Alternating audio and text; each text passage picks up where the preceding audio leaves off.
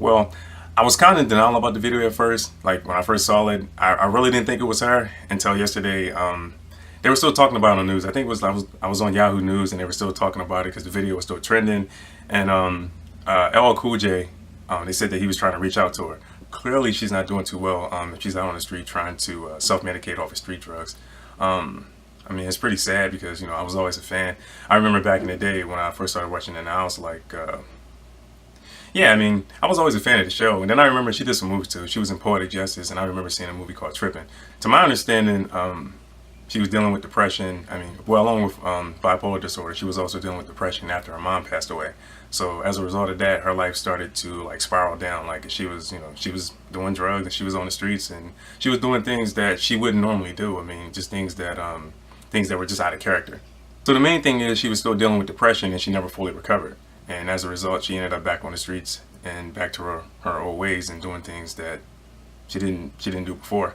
I can relate to what she's going through because I dated someone in the past who also has bipolar disorder, and to my understanding, she's still suffering from it. I mean, I think she's doing better now, but the thing is, what people need to understand is if you don't get treatment, you don't seek some kind of professional help, then things are only going to get worse, and you're going to do things that are out of character, things that you wouldn't normally do, and you're going to behave differently. So. And it's not really hard to pick up on those kind of things. I mean, like, especially if you really know the person. And it's not really hard to see if a person is having a problem. I mean, because clearly you can watch this video and you can see that's not really her. That's not her being her normal self. I know the signs. Well, I'm familiar with the signs. Initially, when we were dating, she didn't tell me anything at all. It was kind of one of those things. She confided in me later on down the road. She told me that, she had this illness.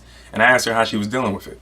When I asked her how she was dealing with it, she told me that she was getting professional help. Like she would go see a counselor, I think once a week.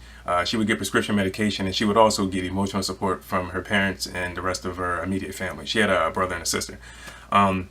So it's good to have that kind of support system when you're dealing with this type of mental issue. But on the flip side, she also told me about how she would act when she would go through her manic phases or have like her manic episodes.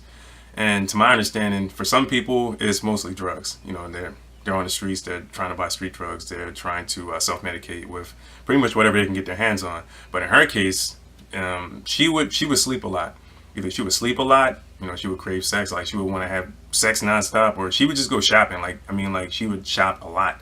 But yeah, this illness, I mean, it can get pretty intense. I remember one time she told me a story she told me that one time she got in her car and she drove almost 5 hours to go to this shopping mall. And it wasn't that she was going to the mall to get a particular item. She was going to the mall because she was having mood swings. Like it was very hot and cold, it was just kind of up and down, and I guess she just felt like shopping. And she was feeling sad, and that was the one thing that would cheer her up, was to go shopping and just spend money. So I guess the bottom line is it really helps to have a good support system. I don't think it's something that you can deal with on your own. And at the same time, you can't help a person unless they're willing to help themselves. And I know people say that a lot, but I guess it is true. You can't help a person unless they're willing to help themselves. You're going to have to take the necessary steps to want to help herself first and then allow other people to, I don't know, man. It's just, we're just going to have to pray for her, man. I mean, like I said, I hope she does better. Because like I tell you, I'm at an age where I'm old enough to remember the beginning of her career. And I remember the period of time when she was actually doing really well. So I hope someday, she can get back to that place.